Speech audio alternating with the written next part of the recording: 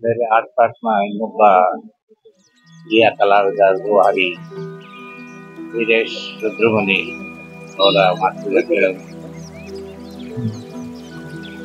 2014ರಿಂದ ಇಲ್ಲಿವರೆಗೂ art park ಒಟ್ಟು 73 art park ಕಾರ್ಯಕ್ರಮ ನಿರ್ವಹಿಸಿಕೊಂಡು ಬಂದಿರತಕ್ಕಂಥದ್ದು ಅತ್ಯಂತ ಒಂದು ಹೆಮ್ಮೆಯ ಸಂಗತಿ. ಅಷ್ಟೇ ಈ ಒಂದು ಕರ್ನಾಟಕದಲ್ಲಿ ಚಿತ್ರಕಲಾ ಪರಂಪರೆಗೆ ಇದು ಒಂದು ಚಿತ್ರಕಲಾ ವಿದ್ಯಾರ್ಥಿಗಳಿಗೆ ಒಂದು ಆಕಾರ ಆಗ್ಬೋದು ಅಂತ ನಾವೆಲ್ಲ ಅಂದ್ಕೊಂಡಿದ್ದೀವಿ. ಅದು ಇನ್ನೂ ವಿಶೇಷವಾಗಿ ಏನಪ್ಪ ಅಂತಂತಂದರೆ 75ನೇ ಆರ್ಟ್ ಪಾರ್ಕು ಒಂದು ಸಂಭ್ರಮದ ಆರ್ಟ್ ಪಾರ್ಕ್ ಆಗಿ ನಾವು ಮಾಡಬೇಕಂತ ಚಿಂತನೆಯನ್ನು ಮಾಡಿದ್ದೀವಿ. ಕರ್ನಾಟಕದ ಎಲ್ಲ ಹಿರಿಯ ಕಲಾವಿದರು ಹಾಗೂ ಕಲಾಶಾಲೆಯ ವಿದ್ಯಾರ್ಥಿಗಳನ್ನು ಕರೆಸಿಕೊಂಡು ಒಂದು ಆರ್ಟ್ ಪಾರ್ಕು ನಡೆದು ಬಂದ ಹಾದಿಯನ್ನು ಅವತ್ತು ಮೆಲುಕು ಹಾಕಿ ಒಂದು ಸಂಭ್ರಾಚರಣೆ ಮಾಡಬೇಕೆಂದು ನಾವೆಲ್ಲ ಕೂಡ ಚಿಂತನೆಯನ್ನು ಮಾಡ್ತಾ ಇದ್ದೀವಿ. ಸ್ನೇಹಿತರೆ, ಇಂದು ರವೀಂದ್ರ ಕಲಾಕ್ಷೇತ್ರದಲ್ಲಿ ನಡೆಯುತ್ತಿರುವಂಥ ಆರ್ಟ್ ಪಾರ್ಕ್ ಅನ್ನೋ ಒಂದು ಈವೆಂಟ್ಗೆ ಭೇಟಿ ಕೊಟ್ಟಿದ್ದೆ.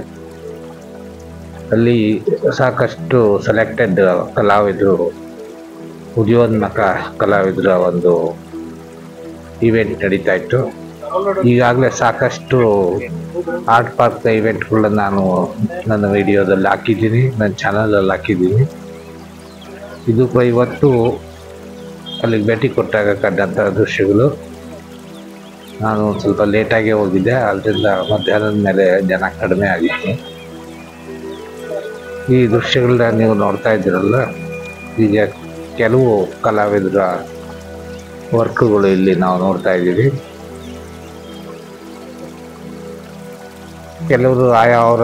ಕೆಲವರು ಮಾಧ್ಯಮದಲ್ಲಿ ಇಲ್ಲಿ ಚಿತ್ರಗಳನ್ನು ರಚನೆ ಮಾಡಿದ್ದಾರೆ. ಮಾಡರ್ನ್ ಕಲಾವಿದರು ಆಗಿರ್ಬೋದು, ಯಾವುದೇ ರೀತಿಯ ಇಲ್ಲಿ ವಿದ್ಯಾರ್ಥಿಗಳನ್ನ ಇಲ್ಲಿ ಹೆಲ್ಪ್ ಮಾಡಿದ್ದಾರೆ. ಇಲ್ಲಿ ರಿಯಲಿಸ್ಟಿಕ್ ಇದು ಇದೆ, ವಾಟರ್ ಕಲರ್ ಇದೆ, ಅಕ್ರಿಲಿಕ್ ಕಲರ್ಸ್ಗಳು ಇದೆ, ಎಲ್ಲ ಕ್ರಿಯೇಟಿವ್ ವರ್ಕ್ಸ್ ಅನ್ನ ಕೂಡ ಮಾಡಿದ್ದಾರೆ. ಇದು ವಾಟರ್ ಕಲರ್ ಅಲ್ಲಿ ಮಾಡಿರುವಂತ ವರ್ಕ್ಸ್ಗಳೆಲ್ಲ.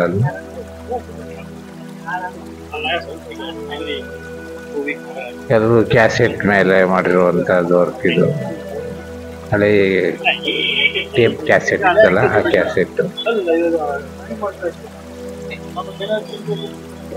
ಮತ್ತೆ ಇಲ್ಲಿ ಎಲ್ಲ ಕಲಾವಿದರು ಅವರ ಒಂದು ಕ್ರಿಯೇಟಿವಿಟಿನ ಇಲ್ಲಿ ತೋರಿಸಿದ್ದಾರೆ. ಇಲ್ಲಿ ನೋಡಿ, ಕ್ಲೇ ಮಾಡಲಿಂಗ್ ನಲ್ಲಿ ಮಾಡಿರುವಂತಹದ್ದು ಕ್ರಿಯೇಟಿವ್ ವರ್ಕ್.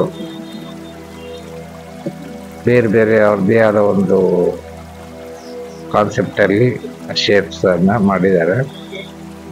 ಇವರು ಮೈಸೂರಿನ ಒಬ್ಬ ಕಲಾವಿದ. ಇನ್ನು ಕೆಲವು ಕಲಾವಿದರು ಮೈಸೂರಿನಲ್ಲೇ ಓದಿದಂಥವರು ಇಲ್ಲಿ ನಾವು ನೋಡ್ಬೋದು. ಇಲ್ಲಿ ನೋಡಿ, ಇಲ್ಲಿಯೂ ಕಲಾವಿದೆ,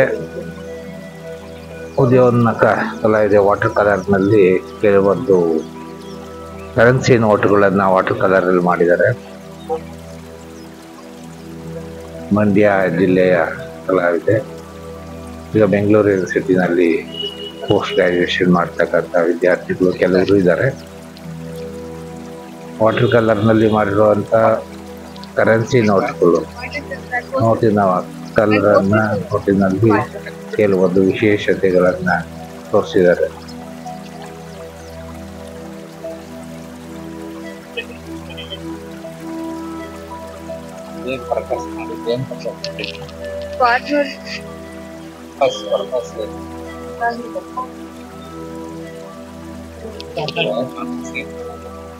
ಅಂದ್ರೆ ಇವಾಗ ಎಲ್ಲರಿಗೂ ಪ್ರಿಫರೆನ್ಸ್ ಸಿಗ್ತಾ ಇದೆ. ಬಟ್ ರೈತರಿಗೆ ಎಲ್ಲರೂ ಪಬ್ಲಿಸಿಟಿ ಸಿಗ್ತಾ ಇದೆ. ಅಂದ್ರೆ ಇವಾಗ ಯಾವ್ದಾದ್ರು ಪ್ಲೇಸ್ ಅಂದ್ರೆ ಆ ಪ್ಲೇಸ್ ನಲ್ಲಿ ಲೋಟ್ ಮೇಲೆ ಹಾಕಿ ಪಬ್ಲಿಷ್ ಆಗುತ್ತೆ. ಅದು ರೈತಂಗೆ ಯಾಕೆ ಆ ತರ ಪಬ್ಲಿಸಿಟಿ ಸಿಗ್ತಾ ಇಲ್ಲ? ದೇಶದ ಬೆನ್ನೆಲುಬು ಅವನೇ, ಬಟ್ ಅವ್ನ್ಗೆ ಯಾಕೆ ಪಬ್ಲಿಸಿಟಿ ಸಿಗ್ತಾ ಇಲ್ಲ? ಅದು ನನ್ನ ಕಾನ್ಸೆಪ್ಟ್ ಇಟ್ಕೊಂಡು ಮಾಡಿರೋದು. ಅಂದ್ರೆ ಪಬ್ಲಿಸಿಟಿ ಇವಾಗ ಯಾವುದೋ ಒಂದು ಗೋಪುರ, ಇನ್ನು ಹಲ್ವಾರು ಲೋಟಲ್ ಪ್ರಿಂಟ್ ಆಗೋದು ಎಲ್ಲ ಪಬ್ಲಿಷ್ ಆಗುತ್ತೆ, ಎಲ್ಲರ ಮನೆಗೂ ತಲುಪುತ್ತೆ. ರೈತನೂ ಅಷ್ಟೇ ಕಷ್ಟಪಡ್ತಾನೆ, ದೇಶಕ್ಕೆ ಬೆನ್ನೆಲುಬು ಅಂತ ಅಂದಮೇಲೆ ಅವ್ನ್ಗೆ ಯಾಕೆ ಪಬ್ಲಿಸಿಟಿ ಸಿಗಬಾರ್ದು? ಅನ್ನೋ ಕಾರಣಕ್ಕೆ ಇದು ಲೋಟ್ ಮೇಲೆ ನಾನು ಈ ತರ ಬರ್ಬೇಕು ಅನ್ನೋದು ನನ್ನ ಉದ್ದೇಶ, ಅದಕ್ಕೆ ಈ ತರ.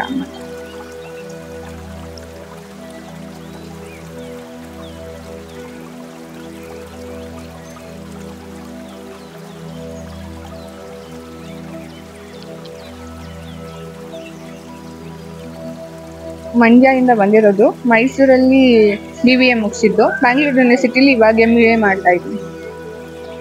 ಇಲ್ಲ, ಬ್ಯಾಂಗ್ಳೂರು ಯೂನಿವರ್ಸಿಟಿ. ಹಾಂ.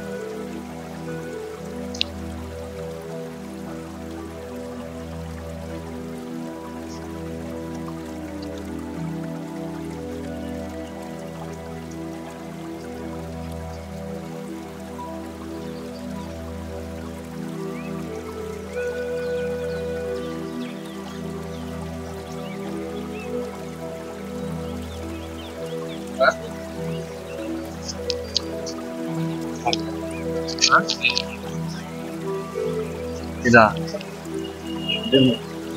ಈ ವರ್ಷ ಮಾಡಿದೆ. PG first year Bangalore. Degree Alvas ಅಲ್ಲಿ. ಡಿಗ್ರಿ ಆಲ್ವಾಸ್. ಈಗ Bangalore year first year PG.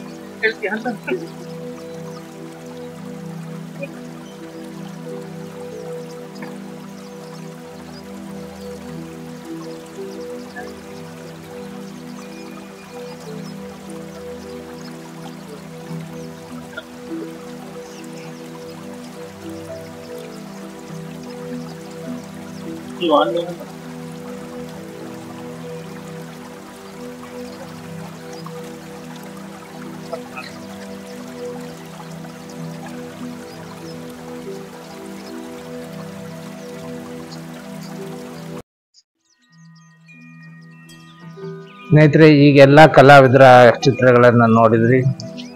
ಈಗ ಆರ್ಟ್ ಪಾರ್ಕ್ ಅಲ್ಲಿ ಕ್ಲೇ ಮಾಡ್ಲಿಂಗು ಎಲ್ಲ ನೋಡಿ, ಇಲ್ಲೊಂದು ಕ್ಲೇ ಮಾಡ್ಲಿಂಗ್ ಕೂಡ ಅಲ್ಲಿ ಮೇಡಮ್ ಮಾಡಿದ್ದಾರೆ.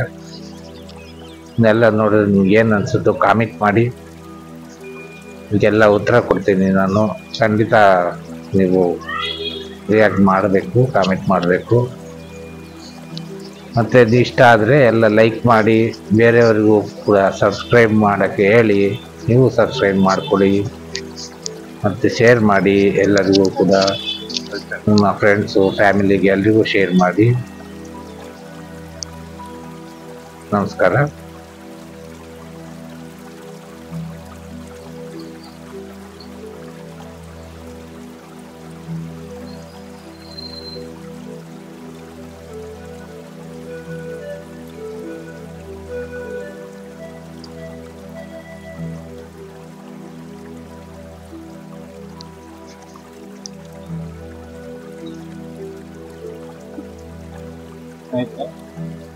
ಇವತ್ತು ಆರ್ಟ್ ಪಾರ್ಕ್ ಡೈರೆಕ್ಟರ್ ರಾಜಶೇಖರದ ಶಾಲೆಯಲ್ಲಿ ಆರ್ಟ್ ಪಾರ್ಕ್ ಅಂತ ಒಂದು ಇವೆಂಟ್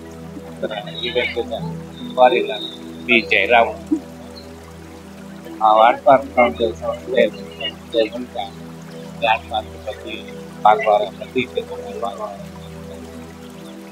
ಅವಾಗ ಈಗ ಮೇಡಮ್ ಅವರು ಇದೆಯಾ ಕಲಾವಿದರು ಅವರು ಈ ಆರ್ಟ್ ಪಾರ್ಕ್ ಬಗ್ಗೆ ಆರ್ಟ್ ಪಾರ್ಕ್ ಒಬ್ರು ರೂವಾರಿ ಆಗಲಿ ಒಬ್ಬರು ಹ್ಮ್.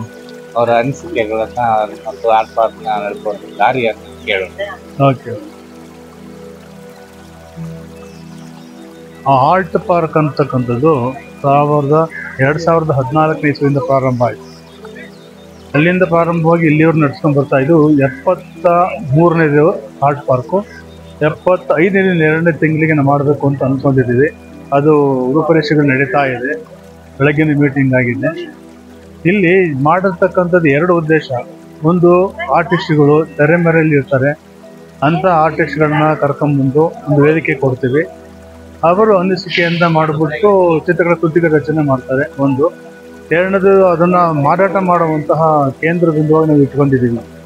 ಹಾಗಾಗಿ ಜನಗಳ ಸಂಪರ್ಕ ಆಗಿ ಸುಮಾರು 14ನೇ ಇಸ್ವಿಯಿಂದ ಪ್ರಾರಂಭ ಆಗಿ ತುಂಬ ಜನ ಬರ್ತಾ ಇದ್ದಾರೆ. ಆರ್ಟ್ ಬೈಯರ್ಸು, ಆರ್ಟ್ ಲವರ್ಸ್ ಅಲ್ಲಿ ಸಾಕಷ್ಟು ಕಲಾವಿದರಿಗೆ ಒಳ್ಳೆಯ ಆದಾಯ ಬರ್ತಿತ್ತು, ಬಹಳ ಚೆನ್ನಾಗಿತ್ತು. ಇತ್ತೀಚೆಗೆ ಸ್ವಲ್ಪ ಕಡಿಮೆ ಆಗಿದೆ, ಆದರೂ ಏನು ಕಳೆಗೊಂಡಿಲ್ಲ. ಹಾಗಾಗಿ ಬೇರೆ ಬೇರೆ ಜಾಗದಲ್ಲಿ ಮಾಡ್ಕೋಬೇಕು ಅಂತ ಮಾಡಿದ್ವಿ. ಹಾಗೂ ಯುಟಿಲಿಟಿ ಗ್ಯಾಲರಿ, ಆಮೇಲೆ ರಂಗಶಂಕರ, ಇಂದಿರಾನಗರ, ಬೇರೆ ಬೇರೆ ಪಾರ್ಕ್ಗಳನ್ನ ಮಾಡ್ಕೊಂಡು ಬಂದಿದ್ದೀವಿ. ಹಾಗೆ ಇವತ್ತು ಕೂಡ ಇಲ್ಲಿ ಮಾಡ್ತಾ ಇದ್ದೀವಿ. ಯಾವತ್ತೂ ಕೂಡ ತಿಂಗಳ ಮೊದಲನೇ ಭಾನುವಾರ ಆರ್ಟ್ ಪಾರ್ಕ್ ಅಂತ ಹೇಳ್ತೀವಿ ಒಂದು ಪಾರ್ಕ್ನಲ್ಲಿ. ಇದು ಯಾವುದೇ ಒಂದು ಸಮುದಾಯಕ್ಕೆ, ಯಾವುದೋ ಒಂದು ಇದಕ್ಕೆ ಸಂಬಂಧಪಟ್ಟಿದ್ದಿಲ್ಲ. ಇದು ಸಾರ್ವಜನಿಕವಾಗಿ ಸಂಬಂಧಪಟ್ಟಿದ್ದು. ಯಾರು ಬಂದು ಇಲ್ಲಿ ಕಲಾವಿದರಾಗಿ ಭಾಗವಹಿಸಬಹುದು. ಕಲಾವಿದರಾಗಿ ಒಂದು ಅವರಿಗೆ ಪ್ರಬುದ್ಧತೆ ಬಹಳ ಒಳ್ಳೆಯದು. ಬಡ್ಡಿಂಗ್ ಆರ್ಟಿಸ್ಟ್ಗಳವರೆಗೂ ಕೂಡ ಇದೆ, ಸ್ಕೂಲ್ ಆಫ್ ಆರ್ಟ್ಗಳಿರೋದು ಅವ್ರಿಗೂ ಕರಿತಾ ಇದ್ದೀವಿ. ಹಾಗಾಗಿ ಸಾಕಷ್ಟು ಜನಗಳಿಗೆ ಮನ್ನಣೆ ಸಿಗ್ತಾ ಇದೆ. ಹಾಗೂ ಸೇಲಿಂಗ್ ಪಾಯಿಂಟಲ್ಲೂ ಚೆನ್ನಾಗಿದೆ. ಸಾರ್ವಜನಿಕರ ಸಂಪರ್ಕನೂ ಕೂಡ ಚೆನ್ನಾಗಿ ನಡೀತಾ ಇದೆ. ಇದು ಅರ್ಥಗರ್ಭಿತವಾದಂಥ ಆರ್ಟ್ ಪಾರ್ಕ್ನ ಹೀಗೆ ಮುಂದುವರ್ಸ್ಕೊಂಡು ಹೋಗ್ತಾ ಇದ್ದೀವಿ. ಇದು 73ನೇದು 75 ಗ್ರ್ಯಾಂಡಾಗಿ ಮಾಡಬೇಕು ಅಂತ ನಡೆಸ್ತಾ ಇದೆ. ನಮಸ್ಕಾರ.